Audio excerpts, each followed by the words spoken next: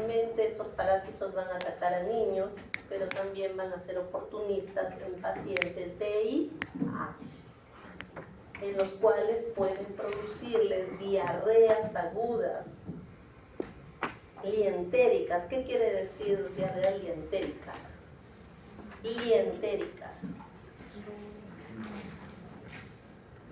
Que el alimento es eliminado prácticamente sin haber sido asimilado. Igual como lo ingresó, igual lo eliminó.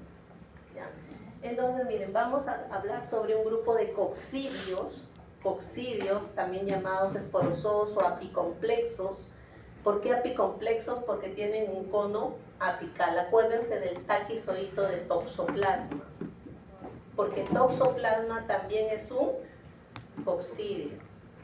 La diferencia con estos que estamos viendo ahorita es que toxoplasma es un coccidio intestinal en el humano.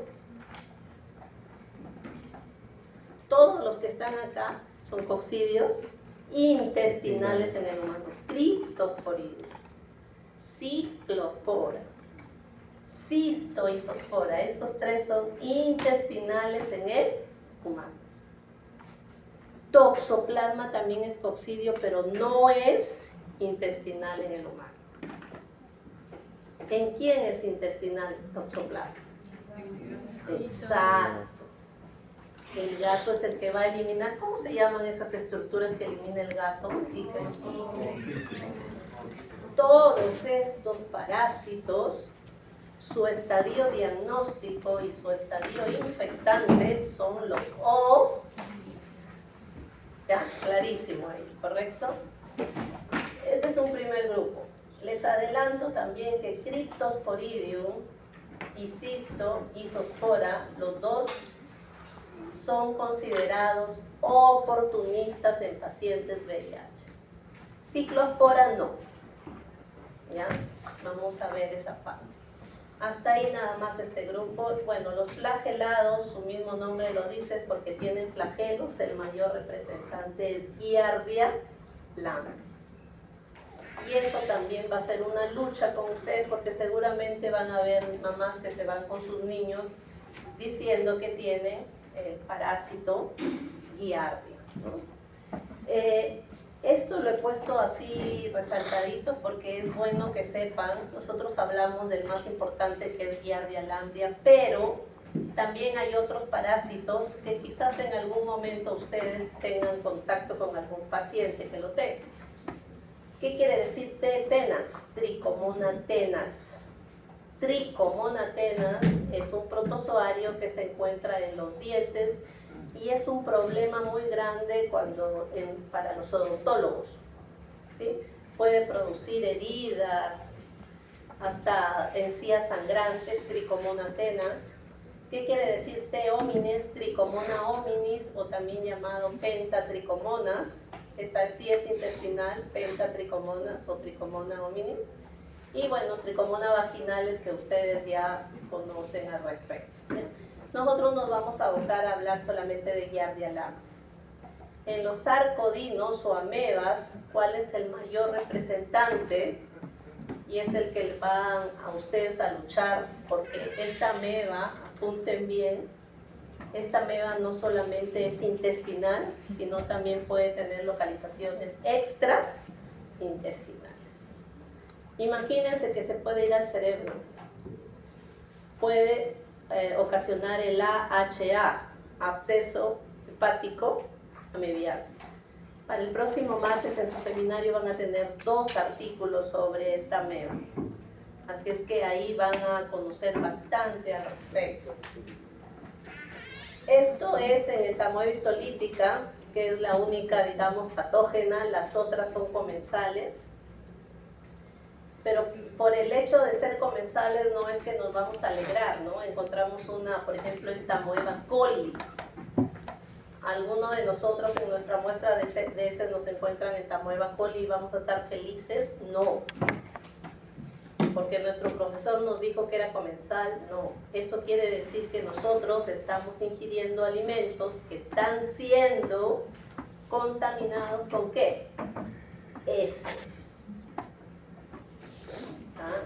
Y todos estos parásitos son microscópicos, entonces me invitan un jugo, un alimento, y yo no sé porque ahí hay una entamoeba coli. ¿No? Entonces quiere decir contaminación fecal. El último es ciliado, Balantidium coli. Este es un protozoario ciliado, que lo vamos a ver en la próxima práctica, esperemos presencial. Es grande y también puede tener localizaciones extraintestinales. ¿Ya? Ok, entonces, ¿cuáles son los protozoarios que pueden tener localizaciones extraintestinales de los que hemos hablado ahorita?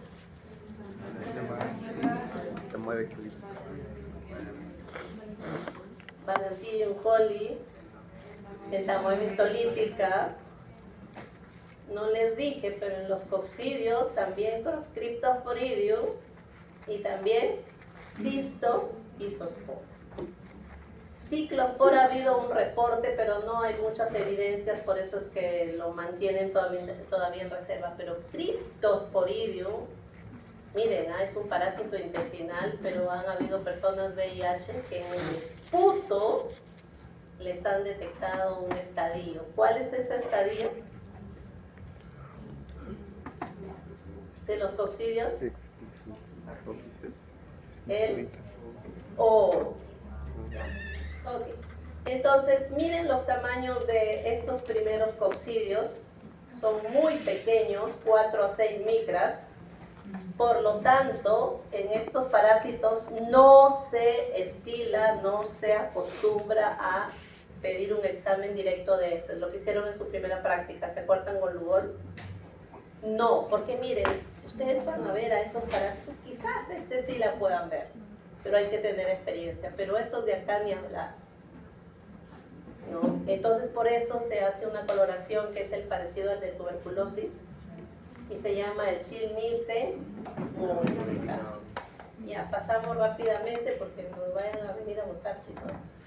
Ok, entonces en coccidios, miren, esto van a ver ustedes la próxima semana. Estoy diciendo a sus compañeros, voy a hacer una grabación y les voy a pasar en la tarde algo rápido que les sirva de referencia, porque ustedes tienen que ver sus diapositivas y también hay lecturas del libro de referencia, ¿ya? Con eso yo creo que vamos a completar. Ok, entonces miren qué dice acá: oquiste, oquiste, oquiste. Estos son los estadios diagnósticos e infectantes de los coccidios. En el caso de Giardia, ¿cuáles son los estadios que presenta Giardia? Quiste y trofozoito.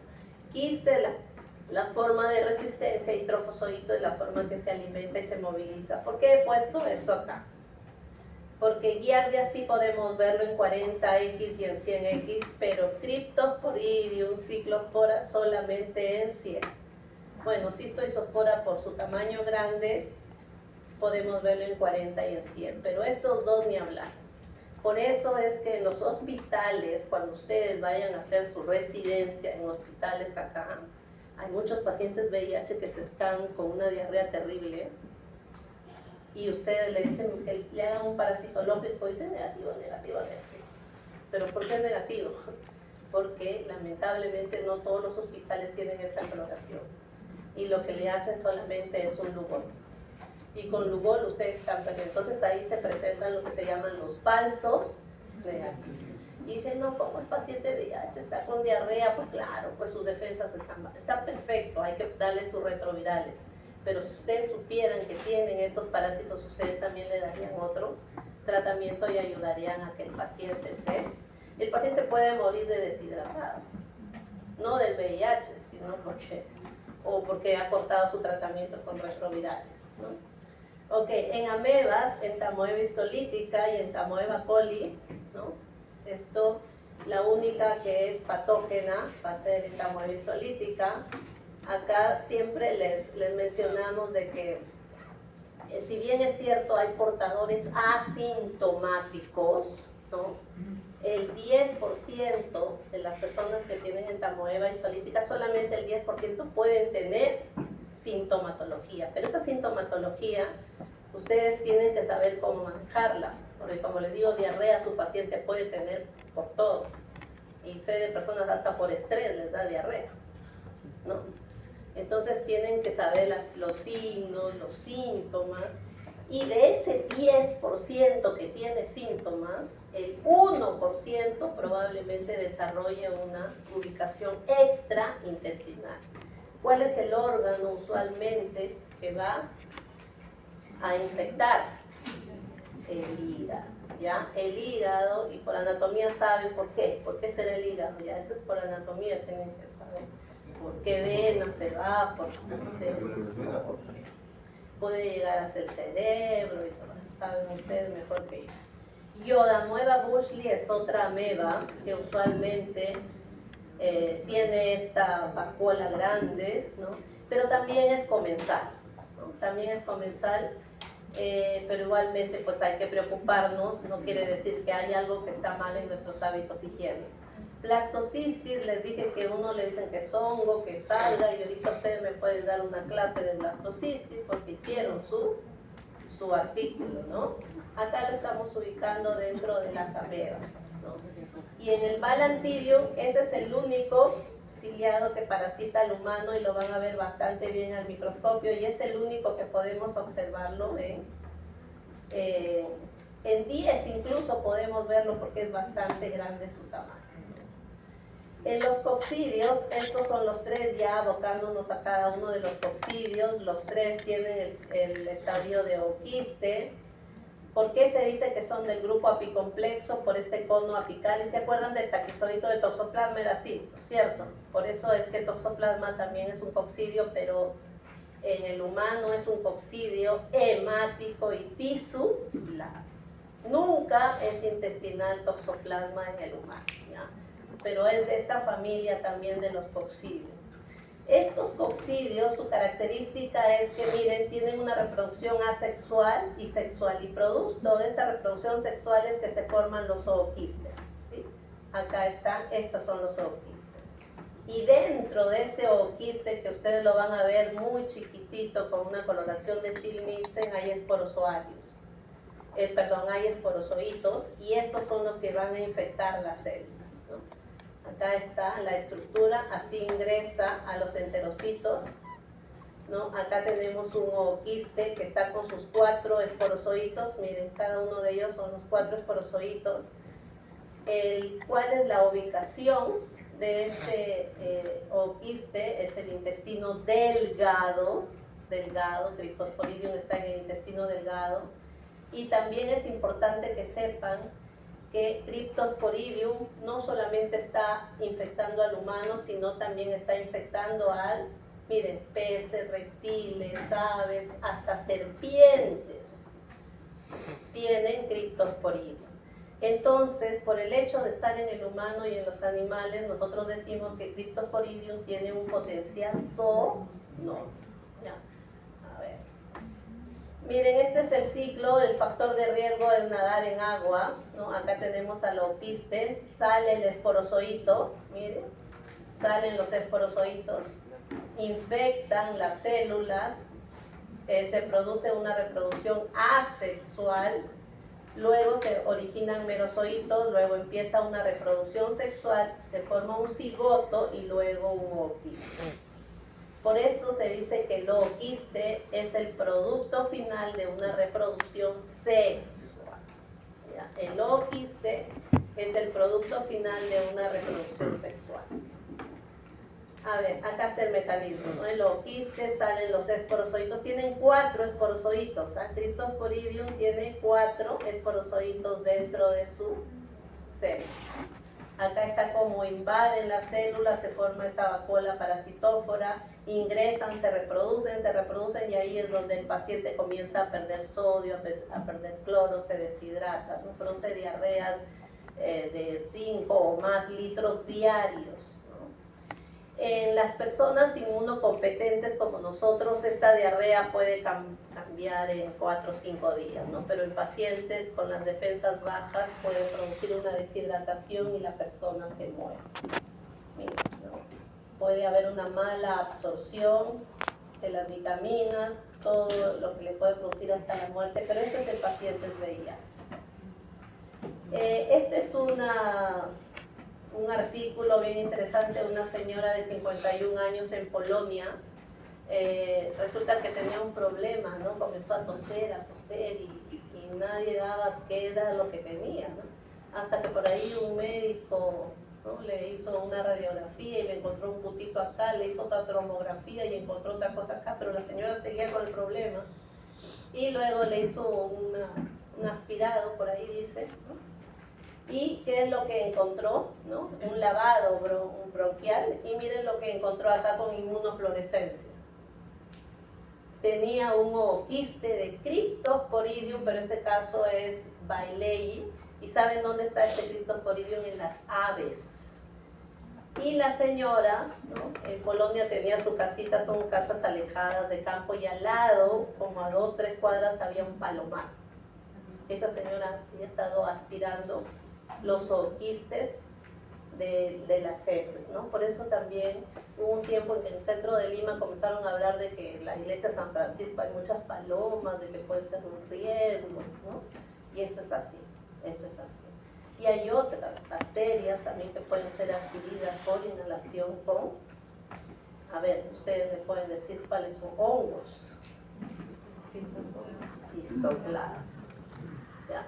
Estos casos es posible que ustedes tengan, ¿no? Y todos tendrán tuberculosis, tose mucho, pero por ahí un médico, no sé, más curioso, y le encontró y tenía ooquistes en un lavado bronquial, ¿ya? Entonces, el Cryptosporidium no es específico del humano, sino también puede estar en los animales, ¿no?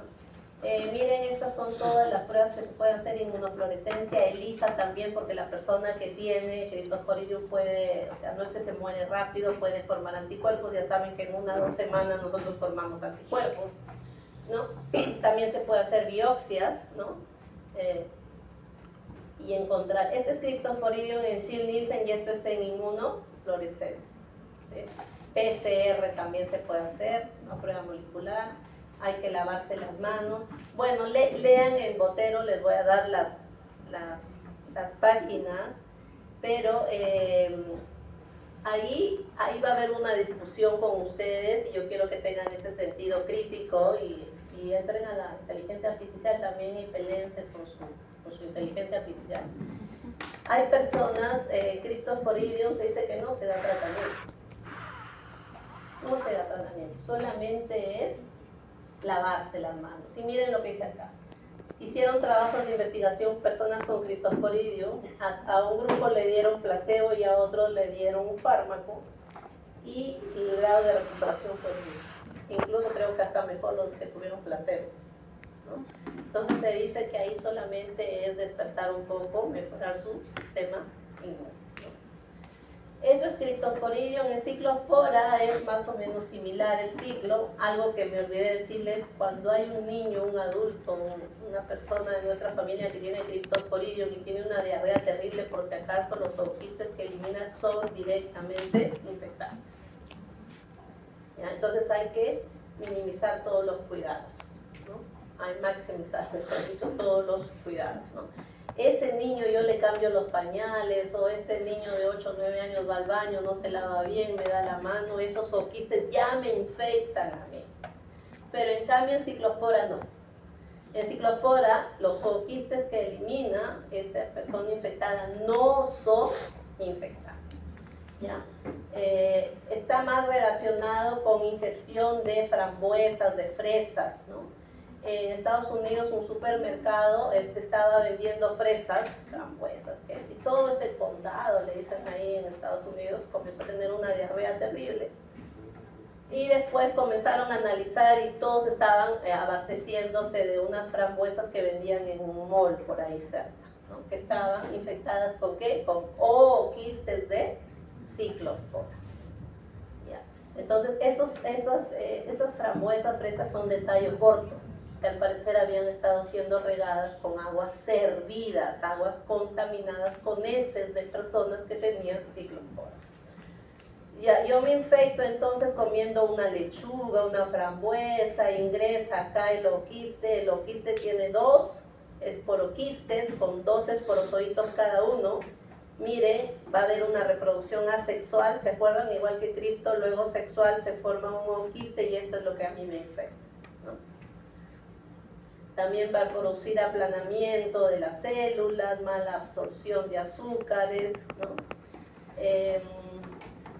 Acá, por ejemplo, no se estilan hacer las pruebas inmunológicas, no hay ELISA, no hay Western blot para ciclospora.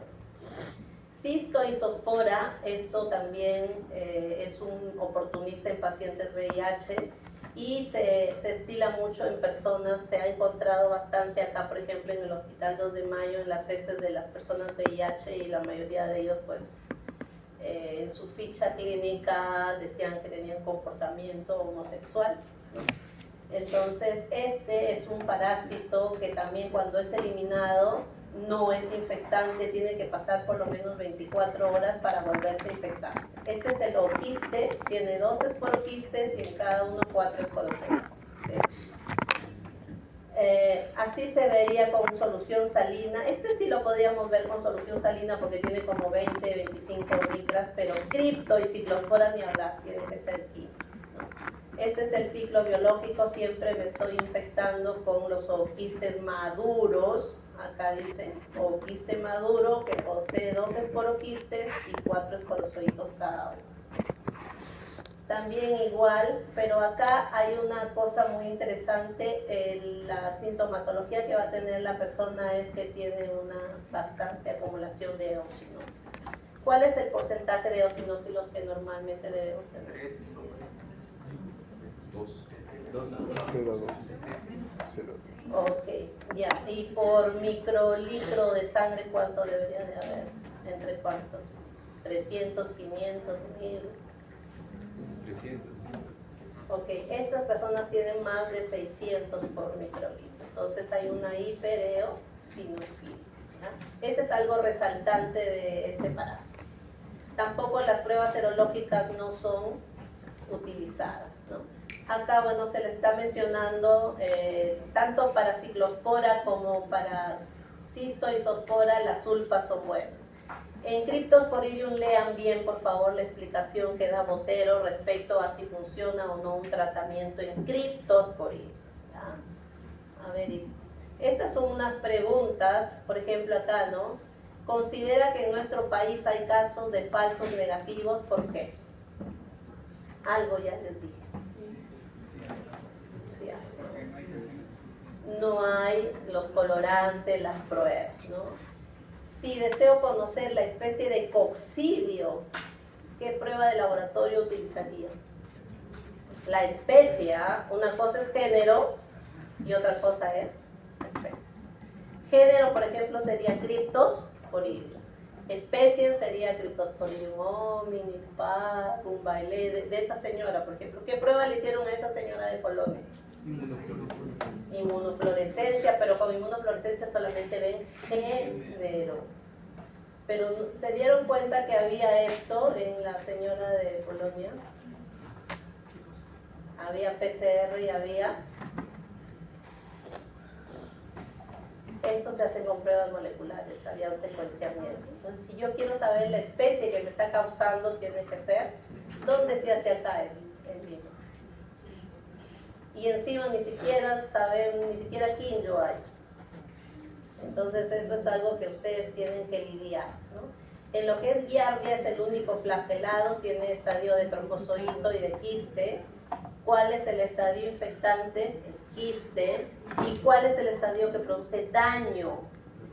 El trofozoito. ¿Cuál es el hábitat de giardia? ¿Dónde está en el hospedero? Intestino delgado. Todos los 3 coccidios que hablamos también están en el intestino delgado, ¿ya? Entonces acá está definición de quiste, definición, estos son, miren los trofozoitos cómo se unen a nuestro intestino delgado y nos pueden producir diarrea. Este es el ciclo, cómo me infecto, acuérdense que me infecto solo con el quiste, Dentro de este quiste, ¿no? Se va a dividir, va a producir trofozoitos, esos trofozoitos se van a ir a las células del intestino y se van a reproducir y reproducir y me van a aplanar mis células, va a haber problema de absorción, no voy a asimilar mucho las vitaminas, sobre todo las liposolubles. Yo es cierto que me infecto con el quiste, pero ¿cómo diagnostico? Con quiste y trofozoide, con los dos. ¿Dónde hay más prevalencia? Bueno, esto sí es una lucha también, ¿no? Porque dicen que es en zonas tropicales y subtropicales, pero eso es cierto, pero también tiene mucho que ver los hábitos y higiene, ¿ya? Acá funciona bastante bien lavarse las manos. Esta es toda la maquinaria que se desenvuelve, ¿no? Para producir. Esta como mascarita que ustedes ven en el trofozoito tiene un nombre, se llama disco suctorio. Es como una ventosa que se une, ¿ya? Esto es lo que va a permitir que se una al intestino y que podamos, y que se pueda desencadenar todas las proteasas, lectinas, enzimas que tiene este parásito para producir el daño. Acá también, igual que Cryptosporidium, miren, Giardia no solamente lo tiene el humano, también lo tienen los animales. Por eso dice que hay un potencial zoono, ¿ya? También tenemos. Entonces, estas son las patologías, ¿no? Miren, estas son las vitaminas liposolubles. Los niños que tienen Giardia se dice que tienen problemas cognitivos, no asimilan bien, no crecen, son bajitos, ¿no? Hay mala absorción, ya les dije, de nutrientes, entonces no. Pero también es importante que sepan que hay niños, hay adultos que tienen Giardia y son más felices que todos. Entonces son los asintomáticos y también los que son los crónicos, ¿ya? Pero si una persona crónica está eliminando quistes y me contamina, probablemente yo tengo otro tipo de sistema inmune y puedo desarrollar la enfermedad, ¿no? Estos son los métodos diagnósticos. No sé si alguna vez han escuchado sobre la cuerda encapsulada, ¿no? Esto hay una bacteria también que ustedes han estudiado, el Helicobacter pylori, ¿no? ¿En qué caso se hace esta cuerda encapsulada? Hay niños que por alguna razón están parasitados con Giardia y no eliminan los quistes ni los trofozoides. Entonces lo que se les hace es, miren, esta es como una cápsula de gelatina y dentro se le ha puesto un hilo, pero no es cualquier hilo. Y esto se le da de tomar, ¿no? Se le da de tomar, pero se deja un pedazo del hilo afuera y se pone ahí una cinta en su carita, ¿no? Y está con 1 hora, está con esa pastilla. Luego, y durante ese tiempo está tomando agua y agua y agua. Después se saca con una pinza, ¿no? Todo se saca. Y eso se coloca en un tubo, como que se enjuaga. Y eso si es para el Helicobacter, agarramos esa suspensión con un mechero Bunsen en una cabina, etc. Se siembra en un medio, si es para el Helicobacter. Pero si es para Giardia, no le hacemos cultivo, sino solamente lo podemos centrifugar para concentrarlo y lo ponemos con solución salina y podemos ver ahí los quistes o los trofozoides, ¿ya? Pero el método es siempre hacer un directo, con salino o con lúpulo, ¿no? Esto es en casos excepcionales y en trabajos de investigación en los cuales hay niños que siguen con ese dolor y bueno, se puede hacer esta prueba, ¿no? También se hace lo que es el PCR, ¿no? Y por si acaso que Giardia también se puede cultivar, ¿no? Hay medios especiales, solo que hay que esperar 3-4 días para que crezca. Y también hay los métodos moleculares, ¿no? Nuevamente está el quiste y el trofozoito. Los dos son los estadios diagnósticos, pero el infectante solamente es el quiste. ¿Cuál es el que produce daño? Es el trofozoito, no el quiste. También medidas de prevención, ¿no? Este es un artículo viejito, pero lo he puesto ahí porque uno dice, ya mi hijito tiene Giardia, ya le he dado tratamiento, ya se curó, ya no tiene Giardia nunca. Pero eso con el tiempo puede producir algún daño. O sea, va a afectar de todas maneras la flora intestinal y su sistema de absorción, pese a que ya ha sido curado, puede seguir también ocasionando daños, ¿no? Y acá dice que hay un caso de extraintestinal. Esto me gustaría que ustedes lo averigüen, ¿no? Si hay alguna publicación de algún daño extraintestinal por Giardia. De todo lo que yo he leído no he encontrado, pero este artículo dice que puede haber daños extraintestinales. En lo que son las amebas, ¿no? Miren, todas estas son amebas, pero la histolítica es la que produce daño y estas se podría decir que son comensales, excepto blastocisis, que la patología es, no sabemos si es dañino o no. A ver, ustedes que ya han leído sobre blastocisis, ¿cuál es el hábitat? Intestino delgado, grueso, tiene afecciones extraintestinales. A ver, ¿dónde se encuentra blastocisis? Giardia, ¿dónde se encuentra? Intestino delgado. Los coccidios, también intestino delgado. Tamoeba histolítica, vamos a ver ahorita, pero ya les adelanto que está en el intestino grueso. En tamoeba histolítica está en el intestino grueso. Coli también grueso, iodamoeba también intestino grueso. Y blastocystis, intestino grueso. ¿Ya? También, miren, han leído un montón de blastocystis, no saben dónde está ahorita. Ok, bueno, acá en el tamoeba histolítica, esto es un poco de morfología. Ustedes en la práctica van a ver que tiene un núcleo y un cariosoma central. Enfatizamos en esto porque es una manera de diferenciar de coli. Mientras que el tamoeba histolítica tiene su nucleolo o cariosoma en el centro, el tamoeba coli lo tiene excéntrico. ¿Ya? Esto vamos a verlo en la práctica. ¿Qué es otra característica? En su citoplasma, como el tamoeba histolítica come, se alimenta de la sangre. ¿Qué podemos encontrar acá? Eritrocitos. A ver, ¿qué más? Bueno, ¿cuántos núcleos tiene el quiste? Solamente 4. Puede llegar hasta 4. Esta es una diferencia con coli. Lo que va a producir daño también en nuestra mucosa es el trofozoito, ¿no? Pero este trofozoito puede, mientras que va dirigiéndose hacia el intestino grueso para ser eliminado, se va a ir deshidratando, y lo que vamos a eliminar va a ser los quistes. Ojo que en personas con diarrea, con daño, se pueden eliminar trofozoitos, pero esos trofozoitos en el ambiente se mueren rápidamente, ¿no? ¿Qué más podemos ver acá? Bueno, esta es toda la patología. Se dice que produce un daño a manera de botón de camisa porque ingresa el trofozoito. Miren, ingresa, es como una botella, ¿no? La botella tiene el ingreso bien estrecho y luego se extiende. Todo esto se va a necrosar, ¿no? Dice, los sitios más infectados por histolítica es el intestino grueso. Ese es su hábitat. Puede necrosar. Resulta que estos trofozoitos tienen unas proteínas que son muy afines a estas galactosas, ¿no? Y eso es lo que va a producir que comiencen a degradar, y acá se va a producir toda una reacción inflamatoria y pueden producir lo que se llaman los amebomas, ¿no? Esta es parte de su artículo que ustedes necesitan revisar, ¿no?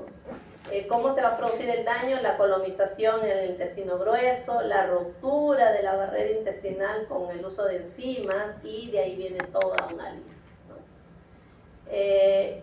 Todas estas son las localizaciones extraintestinales que puede haber. Ustedes pueden tener el caso de una persona con el absceso amebiano hepático, en la cual ustedes van a sacar, ¿no? Acá un poco grotesco, pero con una jeringa se puede sacar todo ese líquido chocolatado. ¿Y qué estadio creen que pueden encontrar si este se debe al tamoeba histolítica? ¿Quistes o trofozoitos? Pueden tener ustedes un paciente así. Quistes pueden encontrar acá. Trofozoitos. ¿Ya? Trofozoitos. Y esta persona, la triada sintomática es fiebre, sudoración y leucocitosis, ¿no? Acuérdense, en realidad los casos de entamoeba histolítica en nuestro país no están bien reportados, pero eso no quita que ustedes puedan tener alguno de ellos y puedan tener lo que se llama el diagnóstico diferencial, ¿no? Ahí está, miren. Ustedes han estudiado Shigella, Campylobacter, Salmonella. La sintomatología es muy similar. Ahora, ¿cómo van a saber que van a tratar ahorita a una bacteria o a un parásito o a un virus también, ¿no? Incluso pueden también confundirse con un cáncer de colon. Entonces, lean bastante cuáles serían los que a ustedes les van a poner en alerta y tener en consideración que se trata de una entamoeba histolítica, ¿no? ¿Cuáles son los exámenes que van a hacer? Una colonoscopía, ¿no? Exámenes coproparasitológicos, la anamnesis es muy importante, y como esta es una ameba que puede tener localización extraintestinal, la serología funcionará. ¿Recuerdan su primera práctica de parásito? Tenían un paquete plateado en la mesa 4. Alguien fue curioso, le tomó fotos. Ahí era un kit de entamoeba histolítica. Era un ELISA para detectar antígenos de entamoeba histolítica en una muestra de heces. Entonces, las pruebas serológicas sí funcionan para detectar anticuerpos o para detectar antígenos, ¿ya? A ver si han tomado fotos, revisen, y ahí seguramente hay una foto que dice entamoeba histolítica en una bolsa plateada. ¿Lo encontró? Giardia también. Ahí había. Entonces, para Giardia, gracias por hacerme recordar, en Giardia también funciona buscar anticuerpos y también funciona buscar antígenos. Estas son las amebas no patógenas, les dije entamoeba coli, entamoeba germani también, Polenki, iodamoeba bushli, ¿no? Mientras que en entamoeba coli, histolítica, el cariosoma era central, ¿se acuerdan? Acá es excéntrico. ¿Qué era lo que tenía entamoeba histolítica en el citoplasma? Eritrocitos. Acá estas son bacterias. Estas son bacterias. En iodamoeba bushli, este también es un comensal. Miren, también está en el intestino grueso. Tiene una vacuola que se une con el lugol, el yodo. Por eso se observa así marroncito. Blastocystis ya hemos hablado, está en el intestino grueso, en el colon, nunca se olviden. Miren, hay reportes de blastocistosis extraintestinal, ¿sí? Hay reportes. Yo ahorita conozco una persona, ¿no? Que su hijita ya va como 2 años que le detectan blastocisis, o sea, no está los 2 años con blastocisis, sino me dice, hace 2 años le detectaron blastocisis. Ya se curó. De nuevo, ya creo que es su 4ª, 5ª vez que tiene blastocisis, tiene 9 añitos. Y tiene 2 hermanitas más. Y yo le digo, pero ese es un riesgo. Y le han hecho análisis a las 2 hermanitas. Me dice, sí, pero ellas no tienen nada, solamente es ella. Y bueno, lo curioso es que esta niña es bien activa, bien amiguera, y por ahí hable. Digo, pero algo tiene que tener, no sé, en el colegio, alguien está infectado, no sé qué. ¿Y qué resulta? De que en su casa tienen cuyes. Y ella es la que le lleva la comidita. Entonces nadie se había dado cuenta de eso. Se dan cuenta cositas mínimas y tiene sentido. Tiene sentido. Y aparte le ha salido un dolor acá, no sé, le han hecho una ecografía y tiene un problema, bueno, acá en el abdomen y a nivel de la vesícula. Entonces, ahí como que, no sé, como que es algo raro, ¿no? Entonces, tal vez tenga alguna relación de que siempre se está infectando con blastocisis. Y sus 2 hermanitas que juegan, todo, están más felices, ¿no?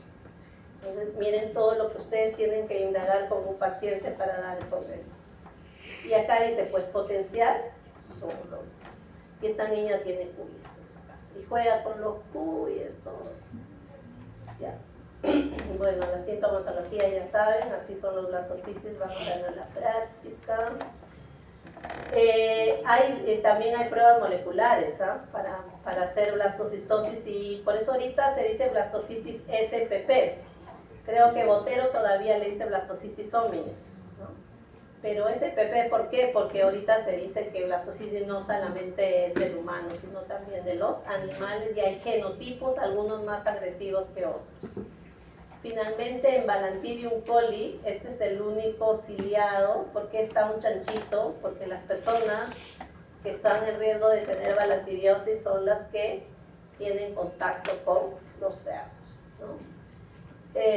Tiene también estadio de trofozoito y quiste. También hay reportes de infecciones extraintestinales. Acá están, ¿no? Y miren el tamaño que tiene, ¿no? ¿Se acuerdan? Cryptosporidium 4 micras, miren esto, 200 micras, entonces ya para que tengan una idea de lo enorme que es, ¿no?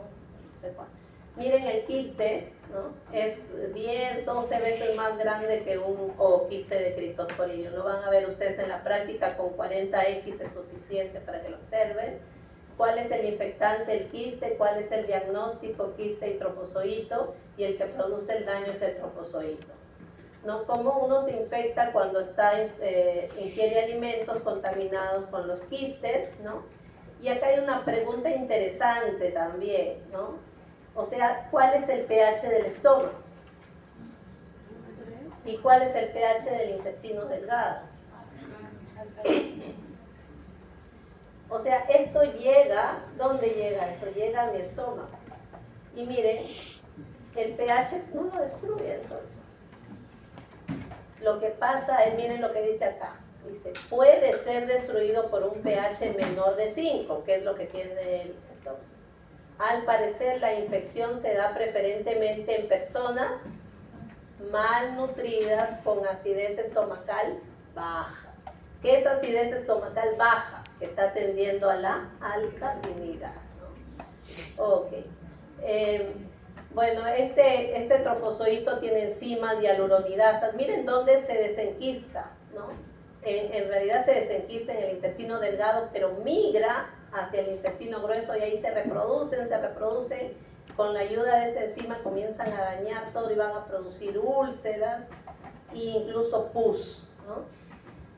¿Cómo se diagnostica? Acá lo pueden leer. Este es un caso bien interesante de una persona de Abancay que se dedicaba a la agricultura, a la crianza de cerdos, ¿no? Y comenzó a tener diarreas y bueno, en el campo pues la gente, no tengo que trabajar, no hay postas, para irme a la posta tengo que caminar 2 horas, 3 horas, y lo dejó, ¿no? Hasta que después seguía mal y hubo un momento en que comenzó a sangrar, ¿no? Y cuando comenzó a sangrar ya se asustó, ya se fue al hospital y de ahí no encontraron el diagnóstico, lo derivaron acá al hospital Cayetano Heredia. El señor falleció con algo que es fácil de tratar, una balantidiasis. Nadie le hizo un examen de heces o los que le hicieron no eran expertos, y Balantidium es enorme como para verlo con salino nada más, porque se mueve rápidamente Balantidium. El señor falleció, ¿ya? Porque ya afectó a zonas. Estas son las sugerencias de las lecturas que deben realizar. Y yo en la tarde les puedo hacer una grabación así brevemente y con esto ustedes pueden completar la clase, ¿sí? ¿Ya? Ahora, esto también, por favor, piensen cuáles serían las medidas de prevención para cada una de las parasitosis. Miren, estos señores trabajan en conservas, ¿no? Tendrían que lavarse bien las manos. Esto es un caso clínico. Otro caso. Y nada. Ok, chicos. Gracias a ustedes. Y a ver, vamos un rato a acompañar a la ceremonia. Ok, por la tarde, máximo en la noche le mando la